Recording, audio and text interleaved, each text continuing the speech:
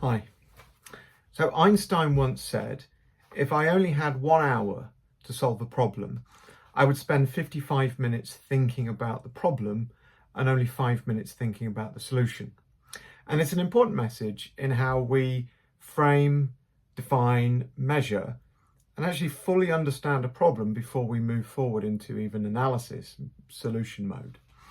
Now, my career has been spent as a Six Sigma Master Black Belt, a specialist in statistical problem-solving methods, and the discipline that Einstein talks about in taking care to fully define, measure, and understand a problem before you proceed. My personal problem definition when it comes to looking at gravity began around about 1986 in primary school. So I remember very vividly my primary school headmaster, Mr. Hubbard, engaging the class in a conversation about Newton and Einstein's achievements, but he also invited us to feel and think about what we experience as gravity on our bodies, and made very clear that we didn't understand it as a human race, that it still eluded even those great scientists of the past. So when it comes to understanding the universe, we haven't done a great job in defining the problem, and that's probably one of the things that I've been doing quite thoroughly over a very long time, maybe even 40 years. We have to accept and acknowledge the progress and vast progress that has been made to date. But of course, this video is about defining what the problem is as it still exists today. 96% of our universe remains dark to us, which means we are in the dark. And when we refer to dark energy and dark matter, we simply don't know. These are mysteries, they're unexplained phenomena that our current theories can't explain. Dark matter is invoked to describe things like the outer rim of rotating galaxies that are spinning faster than the matter can support. Dark energy, an unexplained force or energy behind late-stage acceleration of the universe and expansion of the universe.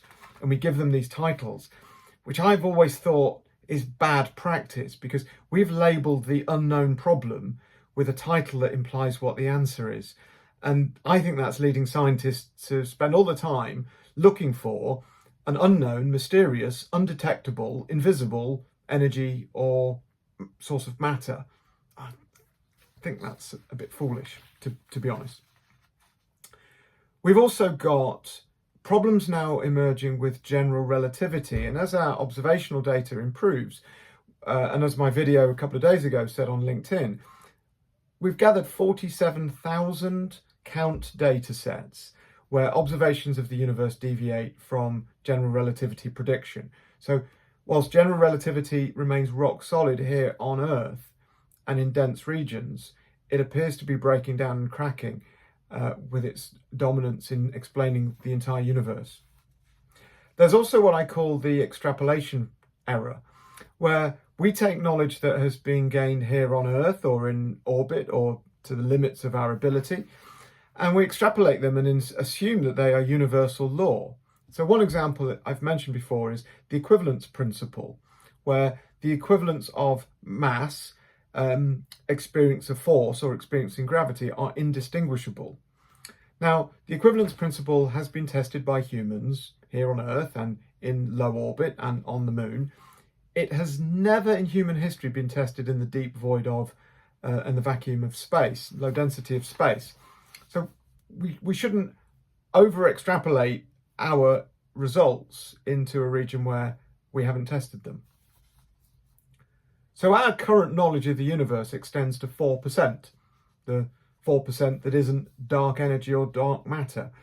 And what I've encountered in the last few months is, within very high places and very senior places, a lack of acknowledgement of that level of understanding.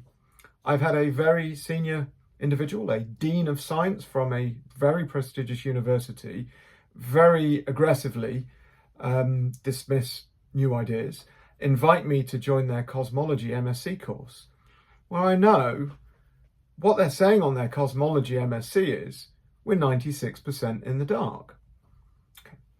I've also had a PhD student of physics, and I quote, "Our current theories hold up remarkably well for 99.9% of cases.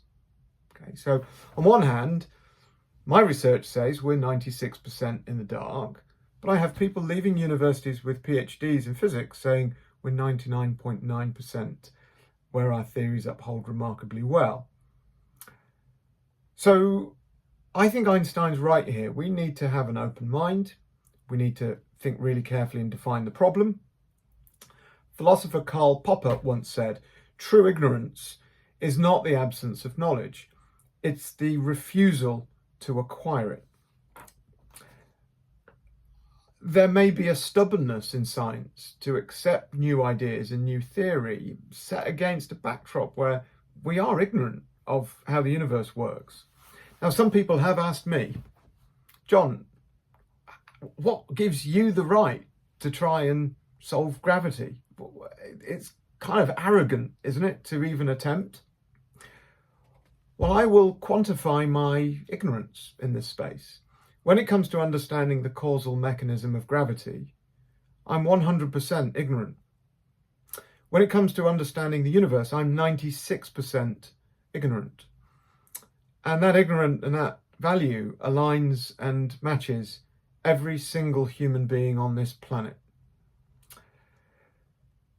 So it occurs to me, this thing's up for grabs. So why aren't more people having a go at solving it?